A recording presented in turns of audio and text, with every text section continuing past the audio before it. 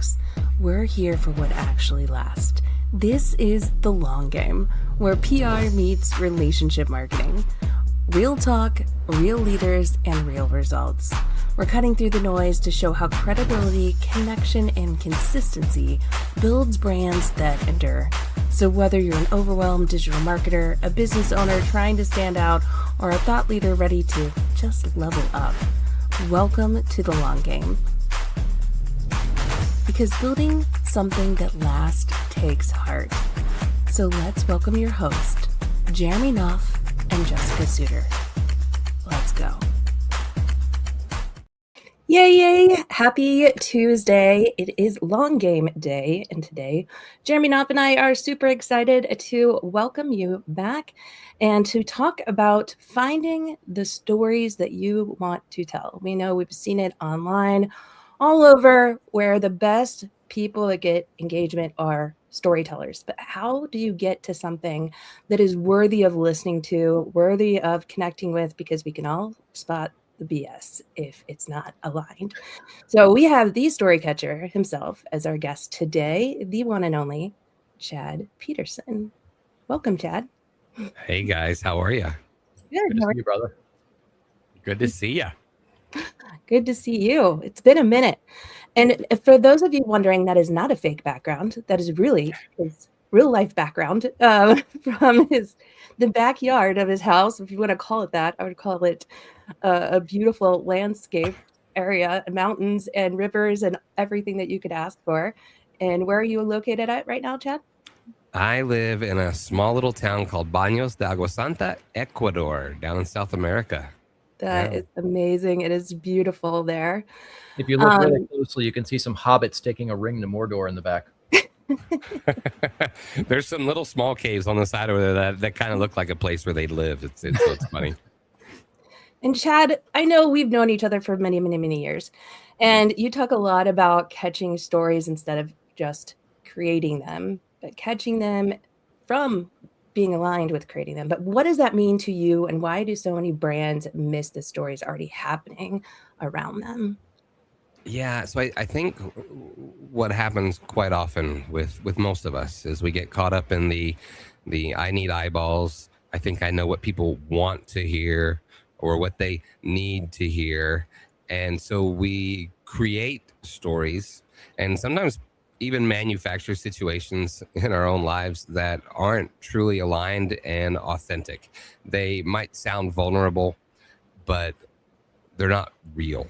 And so we're creating what people want to hear because we're allowing, actually, while we think we're creating and writing the stories, we're allowing them to craft the stories for us instead of being true and authentic to ourselves. And so the work I do more with people these days is not so much helping them. Your audio went out, Chad.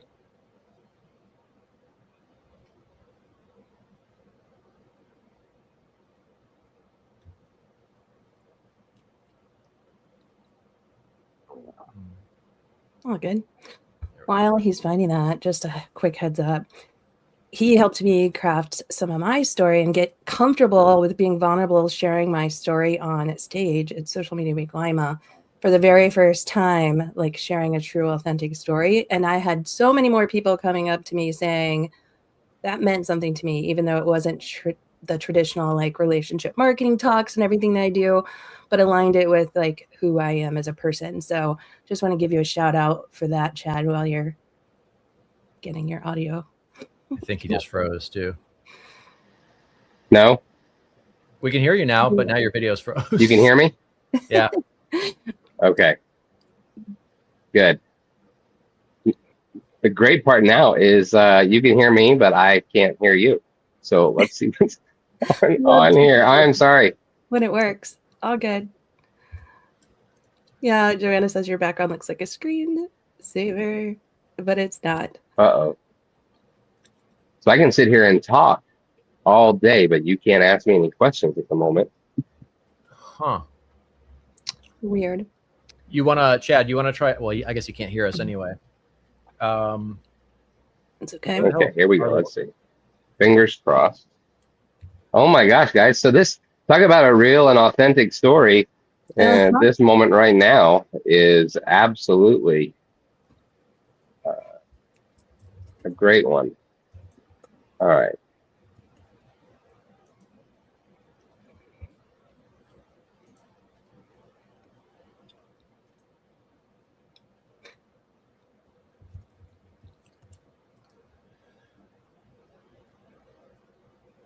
I don't know if he's still frozen, Yeah, but that's okay.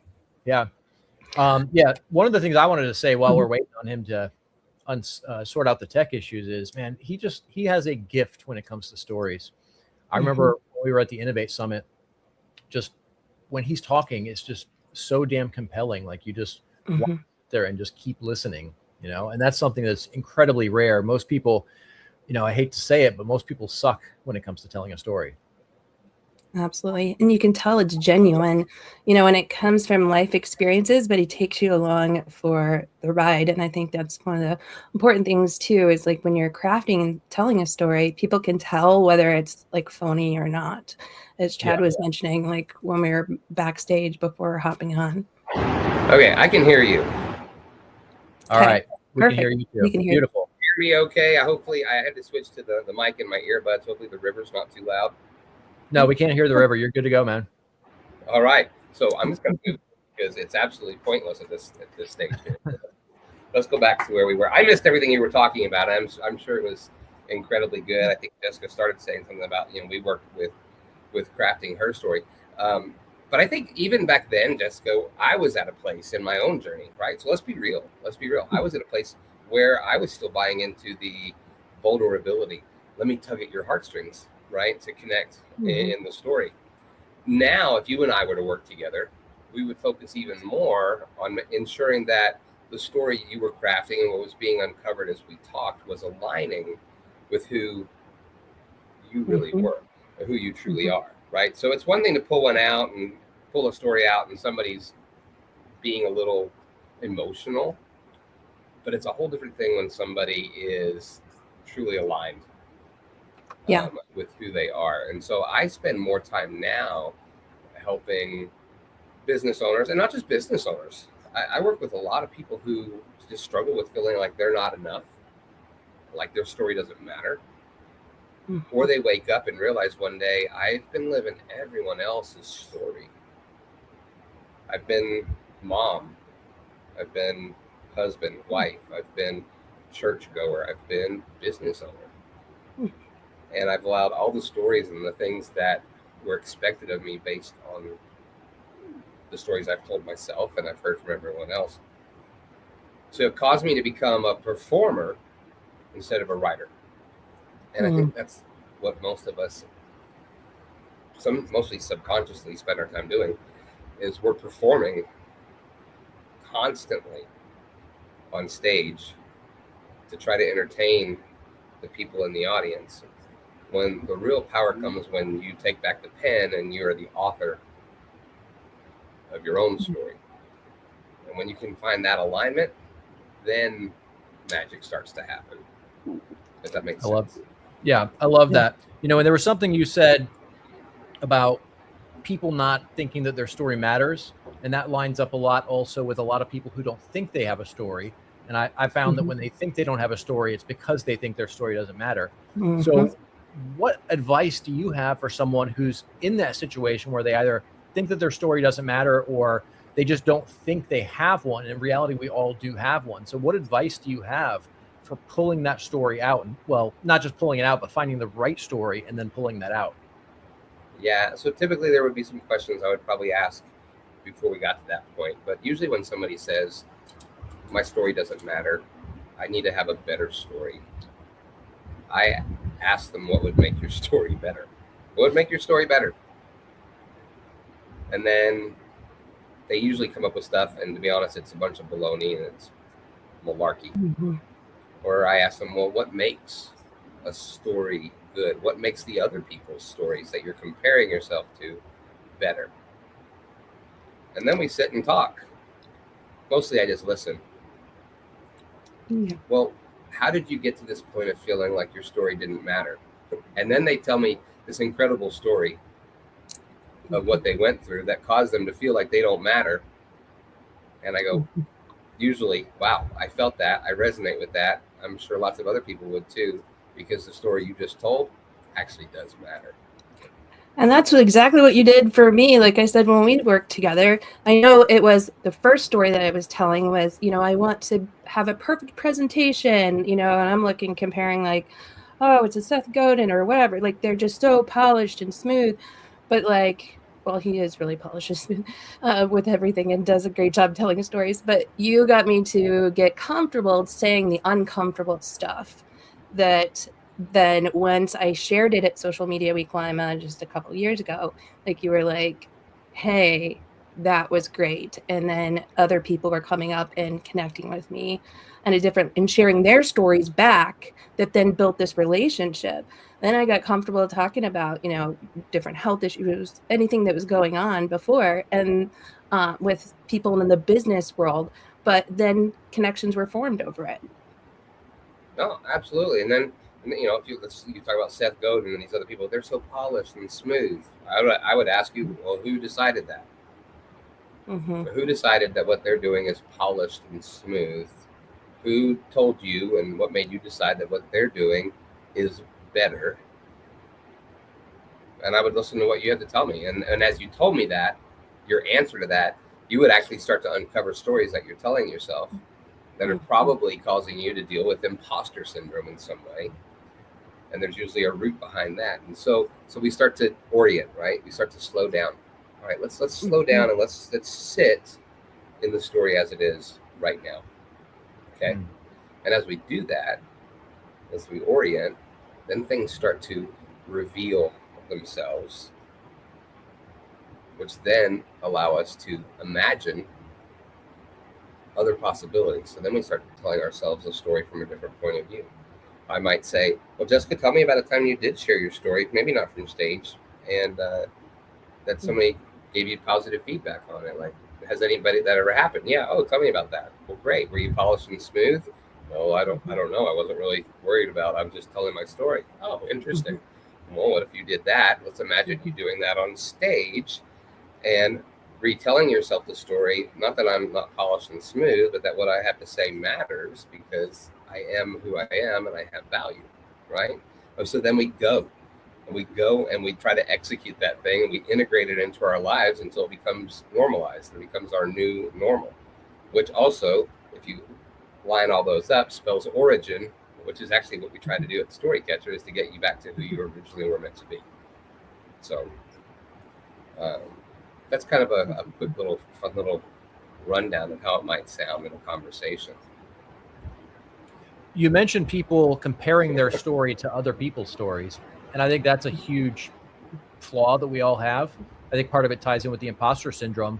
What advice do you have for someone who is running into that, where they're comparing themselves and they're like, oh, well, this person has such a better story and mine's nowhere near as dramatic as theirs or not as powerful. How do you help somebody through that kind of a situation?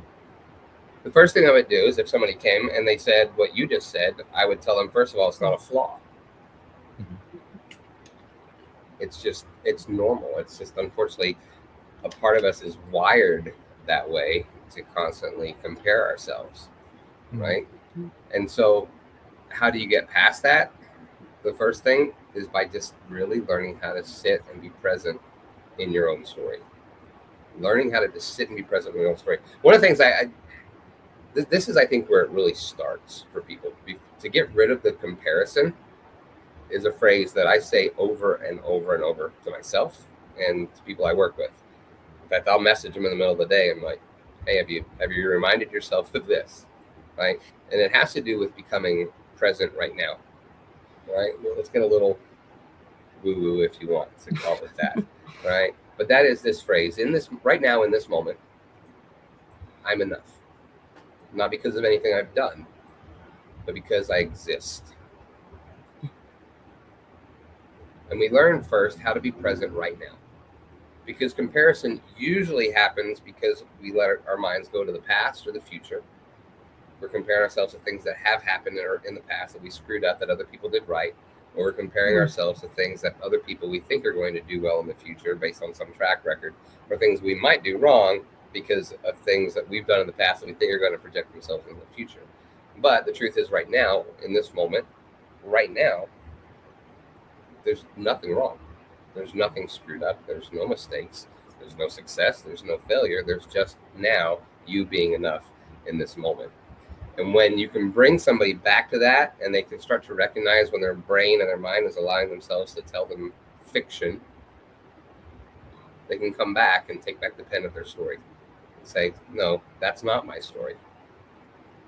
What's the old comparison is the thief of joy, right? Mm-hmm. There's an incredible amount of joy that comes from not just catching your story, but taking back the pen. One of the animal spirits that's tattooed on my chest is a hummingbird. And it represents the joy that comes from recognizing that right now, in this moment, I'm enough, not because of anything I've done, but because I exist. And because of that, now I can take back the pen and I can write my own story. And when I do that, and I'm more aligned with who I was always meant to be and always was, now when I share with other people, they can feel that authenticity, not vulnerability, but authenticity, the honesty of me sharing from a place that truly is who I am. And I want to connect with that person. I want to do business with that person.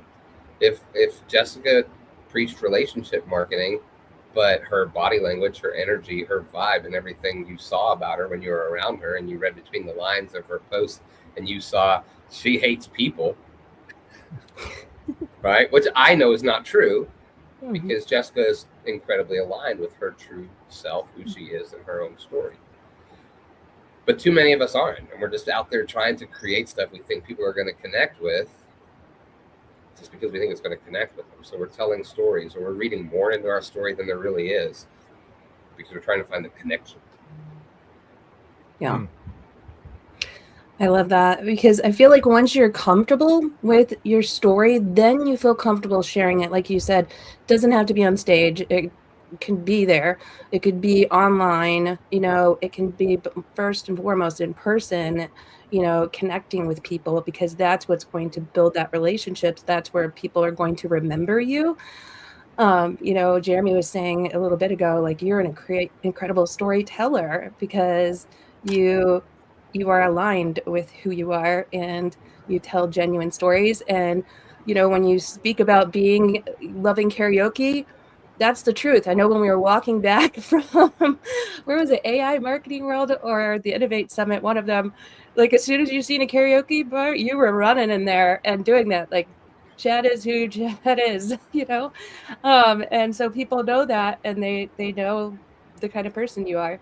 And then when that starts, if you're like a leader and starts from the inside out, the head down with the team, then that's also going to help build relationship with your culture, your clients, your community, and continue that ripple effect outward. Yeah, and the thing is, and that story, that alignment it's a spiral. You're constantly going in a spiral. It's not like you suddenly arrived and you're like, I've got the pen, I know my story. That's great. But now we're going to go back and we're going to orient ourselves in this story again and see what other stories start to line up, right? So that we can reveal new things and imagine new possibilities, right? So that we can go integrate and normalize some new things. I had a recent one, right? I love karaoke. But I finally came to the conclusion last week. I was like, you know what I like about karaoke? Sure, I like the singing. I like the dancing. But I like the performing. I like being goofy and dancing and getting right up in somebody else's face in the audience and singing, or if they're videoing, get up to the camera. I enjoy it. It's fun. It lights me up. It fills me with joy, right? But I never really allowed myself to realign with that part of myself as something that was acceptable, because I also allowed myself to tell myself stories that, no, that's obnoxious, that's self-centered, it's self-serving, it's all of these, things that we give negative vibes to. And then literally 2 weeks ago, as I was journaling and going through my own stuff, because like, I don't sit here and pretend like I've got everything figured out. I'm always constantly realigning and catching my own stories. I was like, I freaking like it. I love that part of it. And so I went out, because here in Ecuador, the karaoke bars, a lot of times they don't have stages. So people just sit in their chair when it's their turn to sing. I got up, I was in the middle of the floor, I was Michael Jackson it, and I felt alive. Right? And that makes people want to be around you. When you're aligned with your story, you feel alive. Are there going to be people who are going to be like, "Whoa, this guy's a little out there. That's not my cup of tea." Absolutely. But there's also going to be people who are like, "I want to hang out with this guy. He seems fun. I want to know more about him." Which goes back to the whole marketing side about, finding your tribe or your group, your people. Stop trying to be everything for everyone, because when you do that, you're not living your story, you're living theirs. I love that. When you're being authentic like that, I feel like that energizes you. It gives you more power, and it helps you to be more clear in all of your messaging in general anyway. So it's a win all the way around. Absolutely. Authentic relating at its best. Yes. Yeah. And you just, sometimes you just find a weird thing. You ever seen the Wiz? Do you remember the old Michael Jackson, Diana Ross version of The Wizard of Oz? I don't know recently, but the song "Come On, Ease On Down the Road" popped in my head, and I put it on, and I was like, "Oh my God, I'm feeling this." And I was getting ready to go out for the night. Then I put my earbuds on, and I put it on, and I walk everywhere here, right? Everything's close enough. I walk everywhere, and it's 10 o'clock at night, and I'm walking down the street, and I got like this little like I'm filming a Pepsi commercial or something, strutting my step, and people are looking at me, and they're smiling, and I was aligned, right? The story doesn't have to just be content. It's also the stories that you just tell yourself every day while you're living. And when you feel aligned, you feel alive. I think it's too easy to forget that and just kind of get into the grind, and then you start getting self-conscious. So when you get into that self-conscious mode and you find that you're not yourself, you're not aligned, what can people do to get out of that, kind of break out of that trench there? Can you repeat that again? I glanced at the comments for a second. Shame on me. All good, man. I was saying, when people kind of get into that mindset, you get into the trenches and you're just busy doing the work, and then you kind of get away from who you are. And now you start to develop kind of that insecurity. You don't want to get out there and be who you are. What can people do to break out of that and get back into who they're supposed to be? That's an interesting thing. First of all, if you're doing work and you're doing things that force you to get out of alignment, I would think that's something that needs to be looked at and addressed. That's fair. How can I find alignment, not necessarily by changing my work, but by changing the way I do my work, the way I look at my work, the way I approach my work? How can I make it more aligned so that I'm not losing myself in it? I've been there. I know what that's like, right? I did that with some of the marketing stuff that I did. It became very disconnected, and I was, especially as marketers, from a marketer's perspective, especially if you're working with clients that you're doing marketing for, and you're trying to put on their hat because now you're trying to tell their story, right? That's an interesting thing. I don't know that I've put a lot of thought into how to make sure that you stay aligned with your own story when you're also trying to tell other people's stories and get inside their own head, right? That's a whole different episode. I think that we could try to dive down that. But how do you, if you are unaligned, how do you get back aligned? I think it still goes back to first getting back into the present moment and taking a breath, listening to your body, right? Your body usually will tell you the story before your brain tells you the story. And just regrounding yourself. And that takes time. It takes practice, right? It takes awareness to have a moment where you go, wait a minute. Why am I feeling like this? Right? We're not taught or trained to think, I should stop and breathe. Let me listen. Where am I out of alignment? What's something I can do right now that I know no matter what I do always gets me? For me, putting on Ease On Down, that song I just shared with you. I put that on and I am aligned like nobody's business, right? Find that thing. Sometimes it's hard to do by yourself, and that's why I work with other people. Sometimes we need somebody else to help us see outside of ourselves so that we can see back inside ourselves. So I don't know if there's one size fits all answer to your question, because we all come from different places, different backgrounds, different stories. And different experiences that we've allowed to have a pen. It's not just one pen. There's lots of pens. We give pens to so many people, so many situations, so many circumstances. And it's just figuring out which ones I can start taking back. So that's a hard one to answer because it's different for everybody. But I like that pen analogy though. That's really powerful. Mm-hmm. Like I don't think you realize quite how impactful what you just said was, man. Mm-hmm. Because we are giving everyone else the ability to write our story, and if you don't take control of that, that can get out of control real fast. Very fast. Yeah, then you're just a performer on stage all the time. Yeah. Yeah. One other powerful thing you said was, the people that you're working around and with, if you're telling their story for you, I think then that allows us, when we have those pause moments that you're mentioning, to think about, does this make sense to work with them, to be around them, to surround myself with them?